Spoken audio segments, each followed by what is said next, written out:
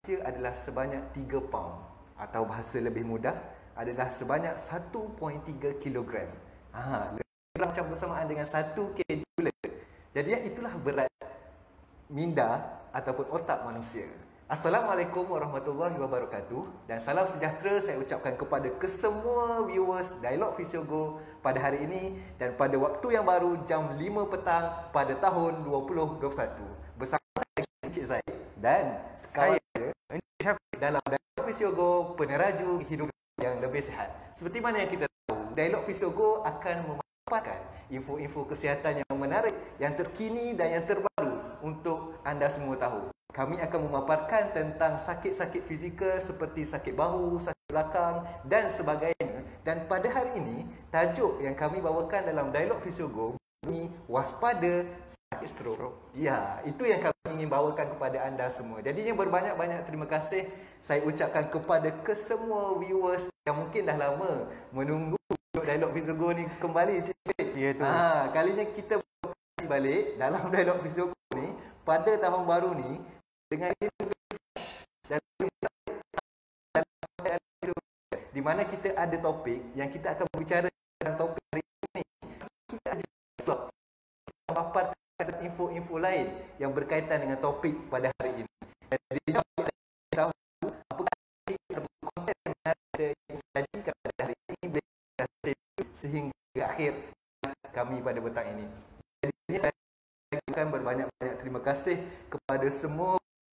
Mungkin ada yang baru nak bekerja kan. Ya, tu. PKP 2.0 ni dia macam biasa je Syafiq kata. Ada yang pergi kerja tapi ada dari rumah. Tapi tak kisah di mana pun anda berada, saya akan berbanyak terima kasih kepada anda yang tetap setia menonton Dialog Fisiogo pada hari ini. Dan jangan lupa untuk share kepada kesemua kenalan kita, baik di Facebook ataupun mana saja yang anda kenal. Boleh share supaya kita sama-sama dapat manfaat daripada info yang kami ingin sampaikan pada petang ini. Jadinya sebelum kita pergi pada konten pada hari ini, saya rasa semua kenal lah Cik Syafiq ni. Cik Syafiq ni salah seorang fizioterapis di Fisiogo Cawangan Bangi.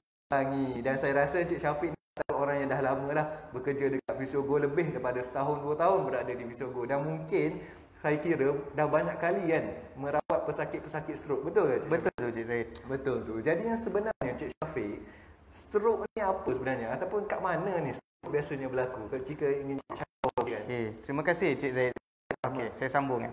Okey, stroke ni biasa kita tahu dia adalah kecederaan yang berlaku pada bahagian otak.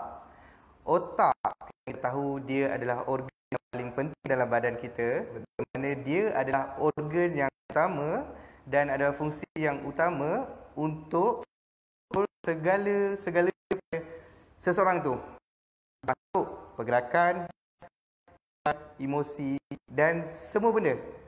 Semua benda yang terjadi, semua benda pergerakan, semua berpunca pada otak. Kiranya dia yang first lah. Ya, dia yang kontrol. Sebab dia kontrol sistem saraf pada body. Kiranya kalau kita main bola, ada yang kontrol midfield tu dia lah. Yes. Kita panggil dia orang brain of the game lah. So kalau manusia, brain, otak lah. Yes. Dia yang kawal segala-galanya pada tubuh badan manusia. Okey, otak ni dia memerlukan nutrisi dan oksigen. Okey, biasanya ni terjadi daripada disebabkan kekurangan oksigen dan nutrien yang diperlukan pada bahagian otak. Okey, jika oksigen dan nutrien berkurangan pada bahagian otak, itu akan menyebabkan otak akan menjadi, ataupun sel pada otak tu akan mati. Sel-sel akan mati lah. Ya. Jika tak ada blood yang disalurkan ke maknanya tiada oksigen dan nutrition yang diterima. Betul. So otak memang perlukan oksigen dan nutrition secara konsisten dan mencukupi. Okey, itu antaranya.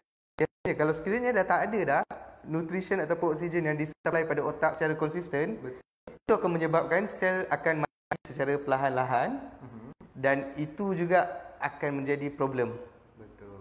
Di mana akan banyak side effect yang akan terjadi. Betul. Sebab tu ada satu kajian yang saya baca kan, dia kata kalau kita kekurangan oksigen ke otak dalam masa 6 ke 8 second saja, kita akan start rasa macam unconscious. Macam dah tak berapa sedar, start pening dan sebagainya. Tapi yang menariknya juga yang ingin saya kongsikan, boleh Cik Syafiq jika kita nak bezakan apakah sebenarnya keunikan kita punya otak kan? Bila otak kita dah mengalami mati kan, sel matilah, dan so kita akan dalam 3 minit biasanya jika memang tak dapat diselamatkan, dalam masa 3 minit saja kita punya sel otak boleh mati jika kekurangan oksigen.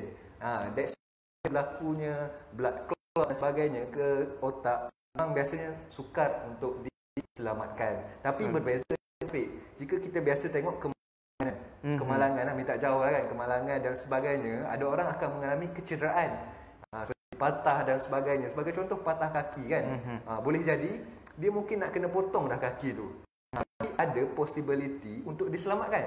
Betul. Boleh buat bone graft, skin graft, sebab tisu seperti otot, tulang dan sebagainya biasanya boleh diselamatkan jika ada cara yang betul lah, sehingga 12 jam biasanya boleh diselamatkan. Tapi kalau brain graft tak ada 3 minit nak cari mana. Tak pernah lagi pakar ataupun kajian researcher di seluruh dunia yang dapat menghasilkan benda tu. Itulah. Setakat ni yang belum ada lagi. Yes. Itulah dia bahaya yang sebenarnya sakit stroke ni. Dan saya percaya ramai di luar sana mungkin ada ahli keluarga sendiri, kawan-kawan yang mengalami lah sakit stroke ni. Dan jika ada sebarang soalan, bolehlah bertanya di ruangan komen, dan jangan lupa untuk klik button like dan share supaya lebih ramai lagi orang tahu mengenai info sakit stroke yang dibawakan pada petang ini. Betul Cik Syafiq? Yes. Selain pada itulah menarik tentang stroke, Cik Syafiq. Jika kita tengok, saya rasa saya pun fizioterapis memang banyak merawat pesakit stroke. Tapi betul orang kata sakit stroke ni nombor 3 yang terbahaya di dunia. Saya tak pasti. Betul ke? Apa Cik Zaid cakap tu benda yang betul. Sebab kita bercakap mengenai ada banyak kajian yang dibuat sendiri daripada KKM kita lah. HKL melaporkan 30% ataupun 35% kematian daripada 1,000 kes dalam masa 1 hari ataupun disebabkan stroke itu sendiri. Betul. Dan WHO juga, kita punya World Health Organization menjangkakan anggaran 20 juta pengidap stroke di seluruh dunia mati dalam masa 1 hari. Dalam masa 1 hari. Ya. Kiranya memang banyaklah kes stroke ni kan. Sangat berbahaya sebenarnya. Dan sebenarnya kes stroke ni sangat bahaya sebab dia boleh menyebabkan lumpuh. Betul tak? Betul. Lumpuh ataupun kecacatan pada bahagian anggota. Dan jika perasan, stroke ni yang bahasa mudah dia ada beberapa jenis saya rasa Betul. tapi mungkin kita akan kongsikan nanti ada berapa jenis sebenarnya stroke ni. Tapi bahasa mudahnya jika kita lihat secara general lah, kebanyakan pesakit stroke akan mengalami kelumpuhan. Betul. Dan lumpuh tu boleh jadi lumpuh separuh badan. Jika major stroke mungkin. Tapi ada setengah orang jika ada stroke mungkin lumpuh pada tangan saja dan muka pun ada juga. Tapi dia bergantung kepada tahap keterukan ataupun salur darah yang mana yang berlaku kan. Ya, betul. Yes. Itulah antara susah sebenarnya jika kita lihat ni, kebanyakan rata-rata pesakit yang mengalami stroke akan mengalami kekangan dari segi kehidupan seharian, di mana tak boleh nak bergerak, mungkin ada duduk saja dan sebagainya.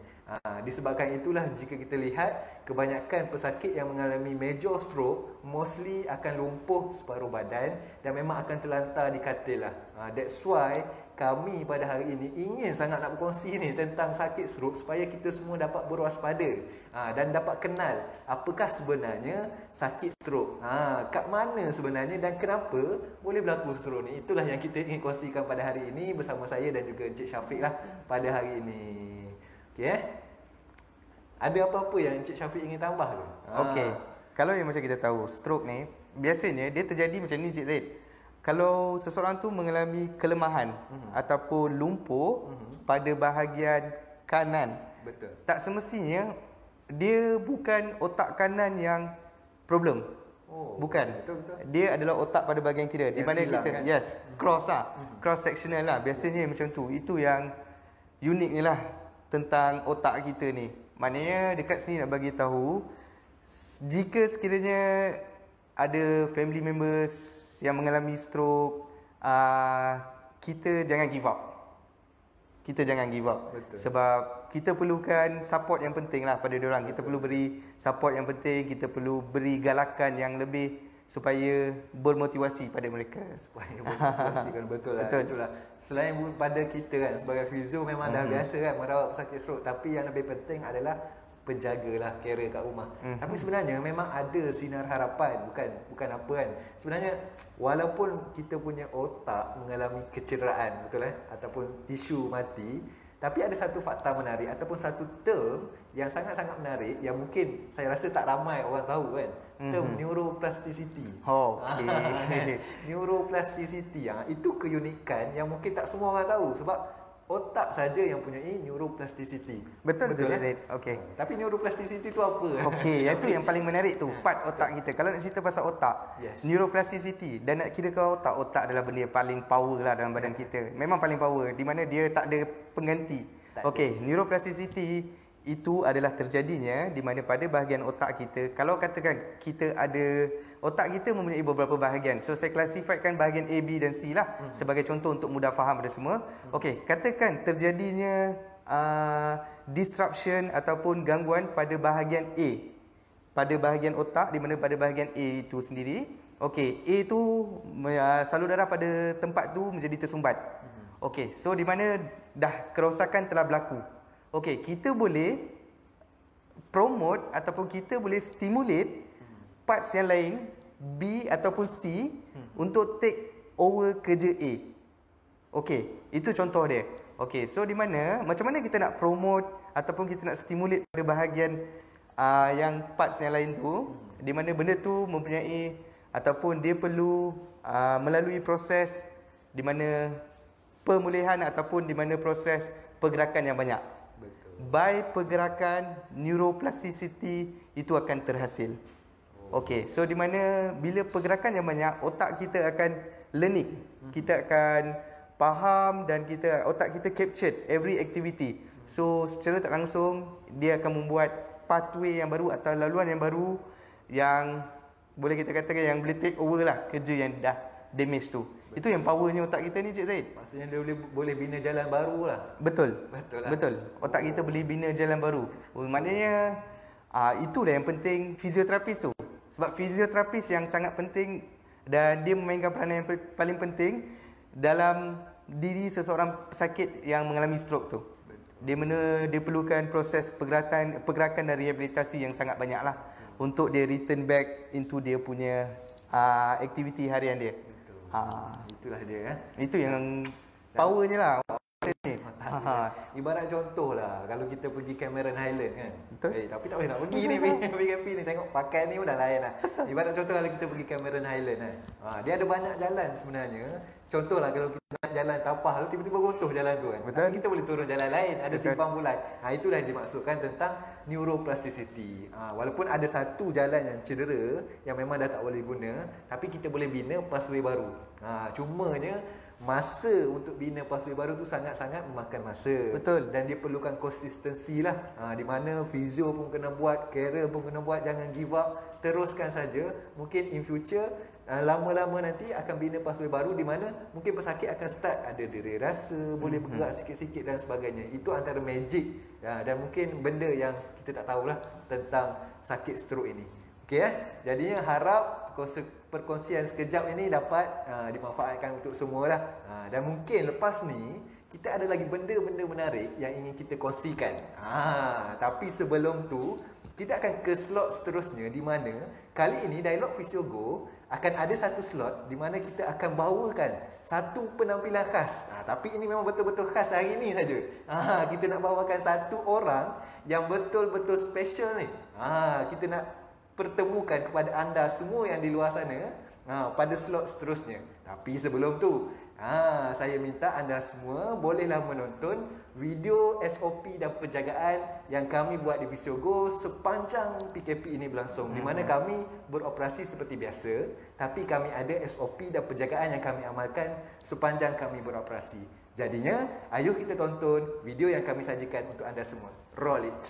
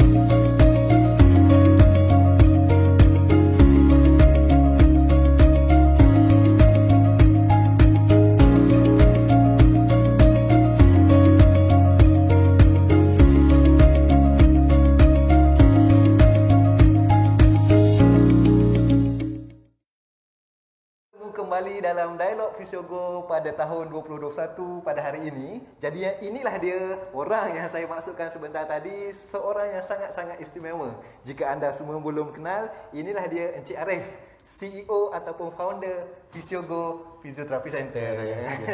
Jadinya selamat datang kita ucapkan kepada Encik Arif dalam slot Dialog Fisiogo. Sebab Encik Arif ni jarang dikenali ni. Biasanya yang muncul dalam live ni semua staff dia. Tapi kali ni tak tahulah kenapa Encik Arif nak muncul. Katanya ada satu benda yang menarik yang ingin dikongsikan. Tak tahulah apa benda sebenarnya Encik Arif.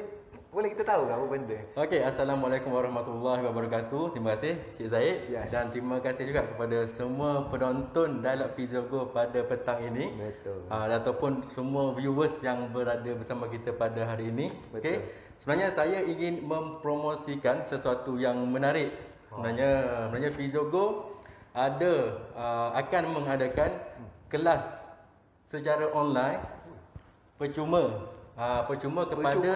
percuma sahaja kepada semua penjaga pesakit strok ataupun lumpuh di seluruh Malaysia. Seluruh Malaysia, termasuk Sabah dan Sarawak lah. Termasuk Sabah Sarawak semua. Ini betul-betul rare. Ya. Ini betul-betul rare. Boleh kata dekat seluruh dunia pun boleh sebab kita hanya melalui online sahaja. Betul. Jadinya kepada semua penonton, tolong sampaikan kepada jiran, kepada kawan-kawan yang sedang menjaga pesakit strok ataupun lumpuh, terutama yang terlantar. Fisiogo ada mengadakan kelas penjagaan pesakit-pesakit strok ini. Sebab kita faham sebenarnya nak menjaga pesakit strok ini nampak macam mudah, tapi kalau tak kena cara, kalau kita jaga dengan cara yang salah, boleh menyebabkan komplikasi-komplikasi yang lain lah, ataupun keadaan pesakit itu menjadi semakin teruk. Antaranya adalah boleh sebabkan fungsi pergerakan fizikal akan hilang. Betul. Boleh menyebabkan back sore, ada nama Melayu dia, kudis dekat bahagian belakang, tekanan. Dan juga boleh sebabkan masalah-masalah yang lain lagi lah. Jadinya kita ingin memberi info dan berkongsi kepada seluruh orang, seluruh masyarakat bagaimana sebenarnya cara yang betul untuk menjaga pesakit-pesakit ini. Sebab fizioterapi memang ada ilmu ini dan memang kami nak sampaikan melalui kelas inilah. So kepada semua bolehlah mendaftar nanti boleh visit kita punya IG ataupun Facebook untuk mendaftar kelas tersebut. Yang pertama diadakan pada 19 Februari. 19 Februari tak lama dah. Tak lama dah. Jadi cepat-cepatlah daftar kelas tersebut. Di situ kami akan berkongsilah fizioterapis kami yang memang berkelayakan dan memang qualified akan berkongsi info bagaimana cara penjagaan yang betul dan apa info-info yang penting yang anda semua kena tahu. Yang paling penting percuma saja. Percuma saja. Kita bagi percuma saja. Jadinya itu sajalah apa yang saya nak bagi tahu kepada seluruh rakyat Malaysia dan seluruh dunia pada hari ini. Dunia. Kiranya kelas ni kali ni kelas online lah. Kelas online. Maksudnya dunia tanpa sepadan. Dunia tanpa sepadan. Boleh tengok kat mana-mana sajalah. Di mana-mana saja. Betul. So jadinya kepada anda di luar sana, saya rasa sangat-sangat susah ni nak jumpa kelas percuma yang menerangkan tentang penjagaan pesakit strok. Jadinya untuk tahu lebih lanjut, saya rasa eloklah untuk berkunjung ke page Fisiogo dekat Facebook ataupun di mana saja, IG dan sebagainya. Mungkin kita akan paparkan kepada anda semua macam mana cara nak join kelas online percuma ini. Betul Ada kata-kata lain lah sebab jarang berada di live ni. Kita try. Ada ke? Okey, nak mengucapkan terima kasihlah kepada semua pesakit-pesakit Fisiogo yang bersama kami, yang menyokong kami sehingga ke hari ini. Betul. Dan ucapan saya kepada anda semua, pesakit Fisiogo ataupun yang sedang menonton live ini, sila jaga SOP terutama di zaman pandemik ini. Jarak kena ada kan. Jagalah sebarang risiko penyebaran tu kita elakkan untuk kita sama-sama menang. Betul. Untuk sama menang untuk melawan COVID-19 di negara pandemi kita Malaysia. Dan jika anda telah pun menonton video yang kami paparkan sebentar tadi, memang di Fisiogo kita mengamalkan SOP dan SOP yang betul lah dalam merawat pesakit-pesakit yang datang. Dan sebagai contoh pada hari ni pun kita punya CEO memakai kita punya gown ni ketika merawat, tapi tak tahu tengah rawat ke apa tadi, saya pun tak pastilah. Ini Tapi pun nak mempromosikan juga. mempromosikan Kita juga. menjaga sehabis baik daripada pihak kita untuk mengelakkan sebarang risiko penyebaran di Fiziogo lah. Jadi yang nak datang treatment tu tak perlu takut-takut lah. Boleh datang. Yes, sebab kita memang mengamalkan SOP dengan betul dan tepat lah. Sebab tujuan utama kita adalah untuk membasmi ataupun menangani COVID-19 di negara kita Malaysia. Jadinya saya kira inilah slot yang kedua di mana kami bersama dengan penampilan khas Encik CEO kita, Encik Arif Yusof. Bagi siapa yang belum kenal, bolehlah nanti type Arif Yusof dalam Facebook. Mungkin akan keluar wajah ni, saya tak pasti. Jadinya berbanyak-banyak terima kasih saya ucapkan kepada Encik Arif Yusof kerana sudi bersama dalam Dialog Fiziogo pada hari ini. Dan seterusnya kita akan kembali ke slot seterusnya semula bersama Encik Syafiq. Ada benda yang ingin dikongsikan oleh Encik Syafiq berkaitan tentang jenis-jenis stroke yang ada. Kan? Jenis stroke ni ada banyak sebenarnya. Tapi kan ada berapa jenis? Jika anda ingin tahu, kita akan ke slot seterusnya sebentar nanti. Sebab sebelum tu, kita nak kongsikan dulu satu video yang dibuat khas oleh Fiziogo. Yang ingin ditujukan kepada kesemua frontliners ataupun barisan hadapan dan juga rakyat Malaysia amnya, di mana kami ingin mengucapkan terima kasih dan ingin memberikan kata-kata semangat kepada kesemua barisan hadapan dan rakyat Malaysia yang telah bekerja keras dan bersungguh dalam menangani COVID-19 di negara kita Malaysia. Dan amnya kita memang sedia maklum, kita pun berada di PKP 2.0 dan kita pun dah biasa mendengar kes aktif baru mencecah angka 3,000, 4,000, 5,000. Jadinya kami ingin meneruskan dan ingin terus memberi semangat kepada anda semua di luar sana. Jadinya untuk itu, ayuh kita saksikan video yang kami sediakan khas kepada anda semua. Jemput tonton. Assalamualaikum dan selamat sejahtera. Di musim pandemik COVID-19 yang semakin merisaukan di seluruh dunia, malah di negara kita Malaysia, ramai di kalangan kita yang terkesan dari segi emosi dan perasaan. Lebih-lebih lagi, sahabat-sahabat kita ada yang kehilangan punca pendapatan. Ini pasti merisaukan dan membimbangkan mereka. Oleh itu, saya ingin mengajak semua rakan-rakan yang lain untuk kita bersama-sama menjadi lebih peka dan prihatin dengan keadaan orang di sekeliling, terutamanya sahabat-sahabat dan ahli keluarga kita. Ulurkan telinga sekiranya mereka mempunyai masalah yang ingin dikongsikan. Sesungguhnya, sokongan dan bantuan daripada anda amatlah penting untuk mereka terus kuat dan positif dalam mengharungi dugaan ini. Tapi percayalah, segala dugaan dan cabaran yang datang pada kita pasti akan ada hikmah pada penghujungnya. Akhir sekali, saya ingin mendoakan agar kita terus sihat dan kuat bagi kita bersama-sama melawan pandemik COVID-19. Itu sahaja daripada saya. #kita jaga kita. #kita pasti menang. Assalamualaikum warahmatullahi wabarakatuh. Dalam situasi COVID-19 yang semakin membimbangkan kini, saya ingin merakamkan jutaan terima kasih kepada semua frontliners, khususnya para doktor, para jururawat dan semua petugas kesihatan atas usaha yang tidak berbelah bagi mengerah keringat siang dan malam dalam membantras wabak COVID-19. Saya faham apa yang anda lalui bukanlah sesuatu yang mudah kerana ia melibatkan satu proses yang panjang dan menuntut kesabaran yang tinggi. Apa yang boleh saya katakan adalah tetap semangat, tetap kuat kerana anda adalah hero kami. Moga setiap usaha anda diganjari dengan kebaikan yang berpanjangan. #stay safe. #terima kasih hero. Kita mesti menang.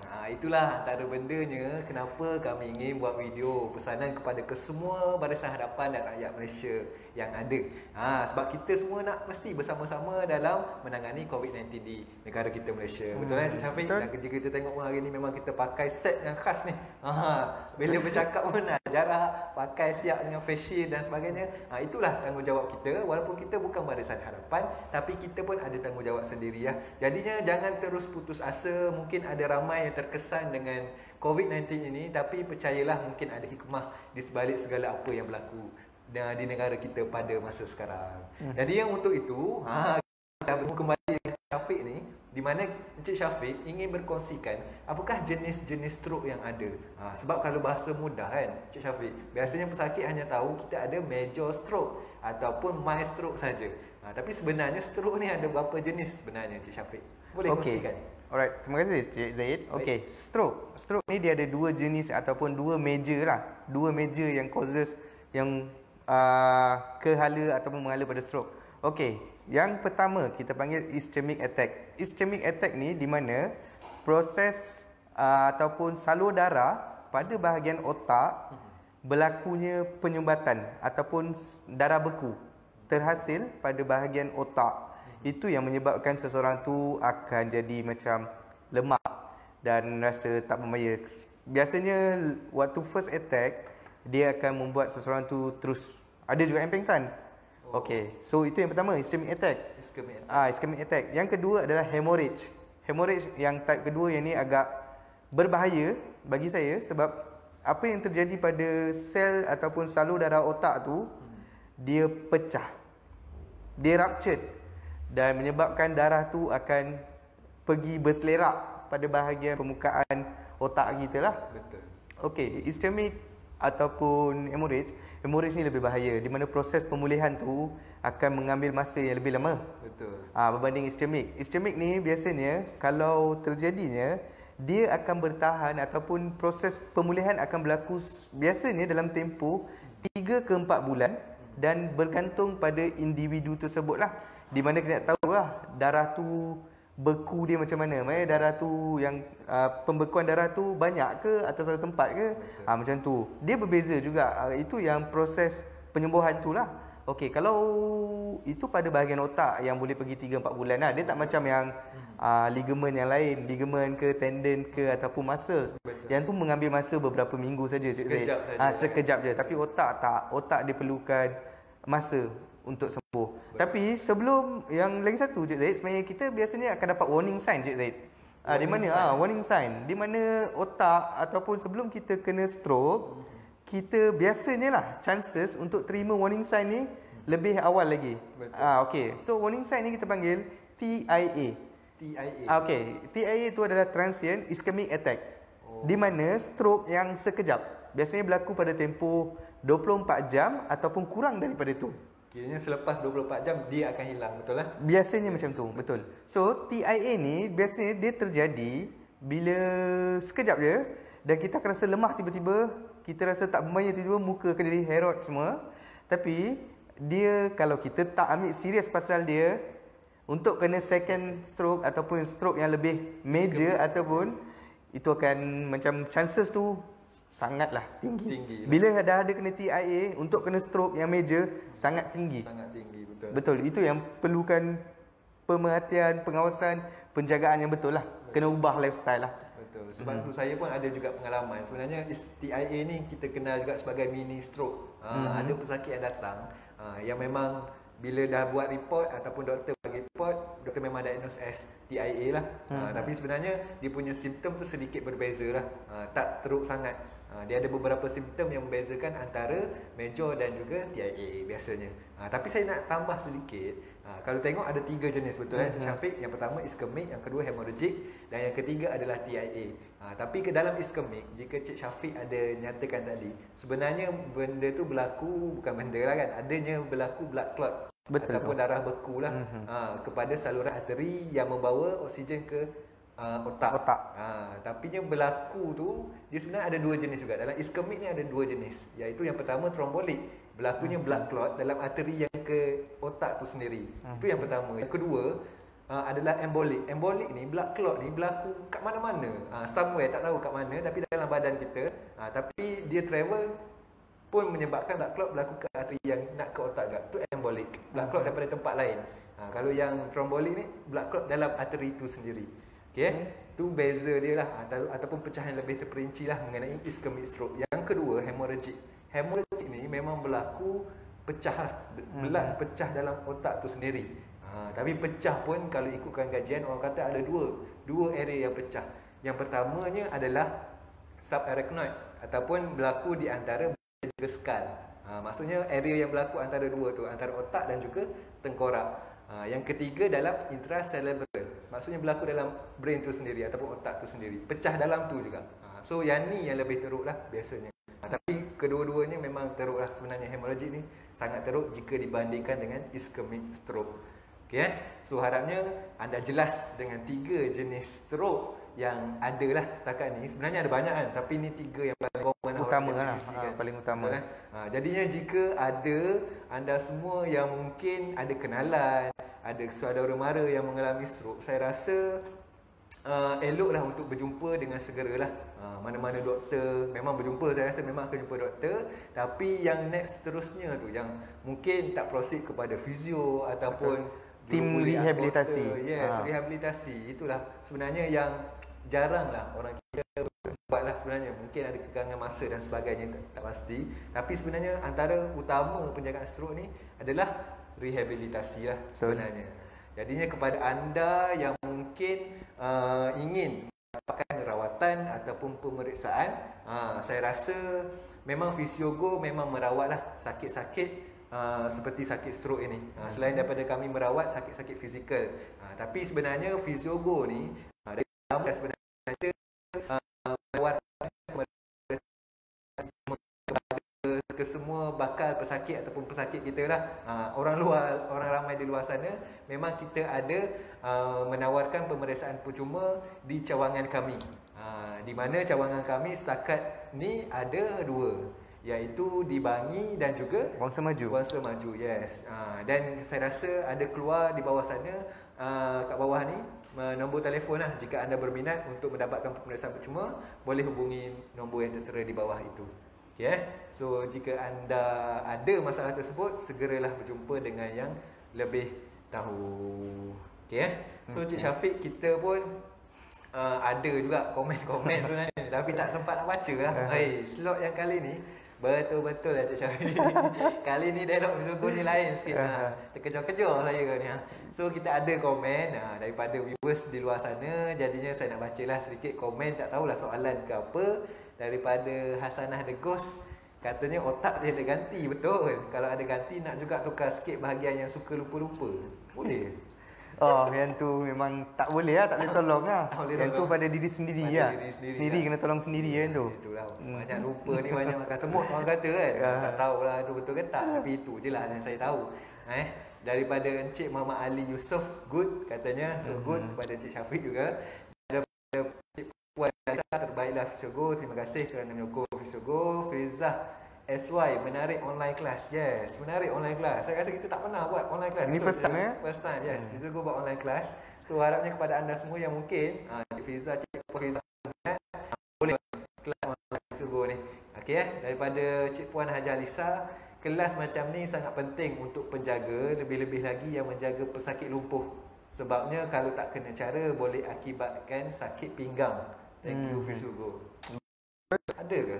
Penjagaan jaga stroke sangat penting. Sebab apa? Diorang perlu tahu macam mana. Tahu pasal postur, tahu ekonomik, tahu pasal penjagaan, tahu pasal do's and don'ts. Itu yang penting tu. Sebab ada kan rata-rata yang tujuan utama kita untuk buat kelas tu Cik Zaid, untuk bagi tahu mengajar pesakit dan keluarga pesakit sendiri. Okay, daripada Tuan Tiru Michael Kurtz, dia kata good dan juga terbaik bos. Okay, thank you kepada tuan yang menonton. Dan banyak lagi tanda-tanda best daripada semua di komen bawah. So pada hari ini, jadinya bagi yang belum share lah kepada yang ada di luar sana, supaya semua dapat info yang sedikit kami kongsikan pada hari ini, supaya semua dapat manfaat bersama lah.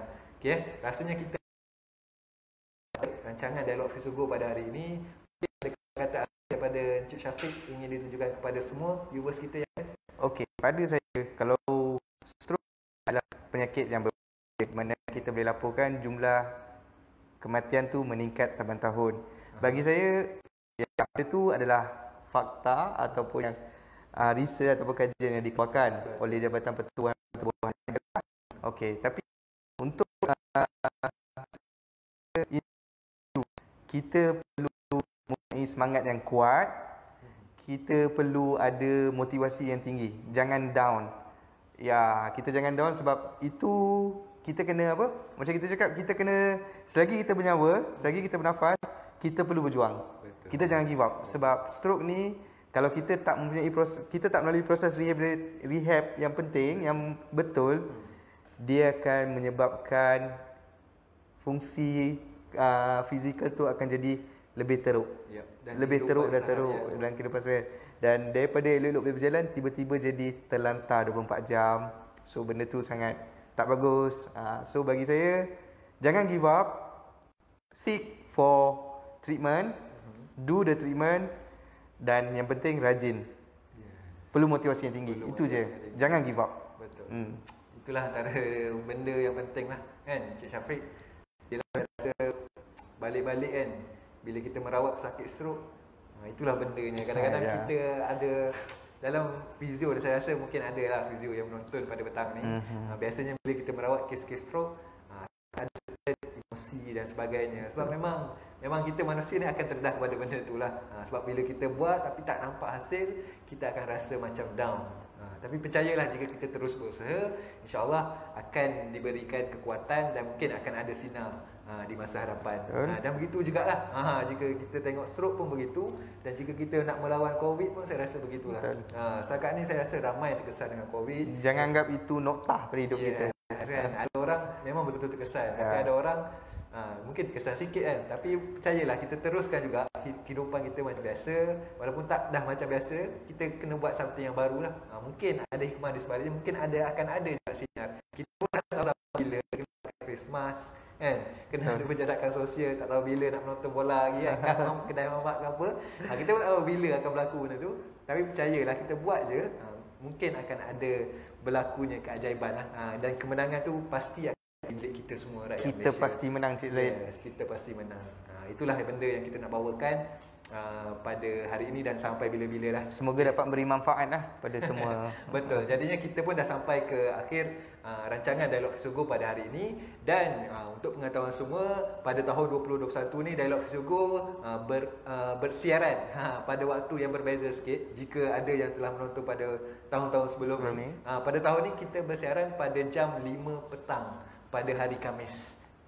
Jadinya akan ada lagi episod seterusnya dalam Dialog Fisiogo yang kita akan kongsikan lagi lebih lanjut mengenai sakit yang sama, sakit stroke. Tapi apakah dia, konten ataupun topik yang kita ingin bawakan pada episod seterusnya, boleh nantikan dan boleh kekal setia untuk melihat page Fisiogo untuk lebih tahulah info-info dan update mengenai apa yang kita akan bawakan pada next Dialog Fisiogo. Jadinya insya-Allah kita akan berjumpa lagi pada episod seterusnya dalam Dialog Fisiogo pada hari Khamis pada jam 5 petang dengan topik yang berbeza, mungkin dengan panel yang berbeza dan mungkin dengan konten yang lebih menarik.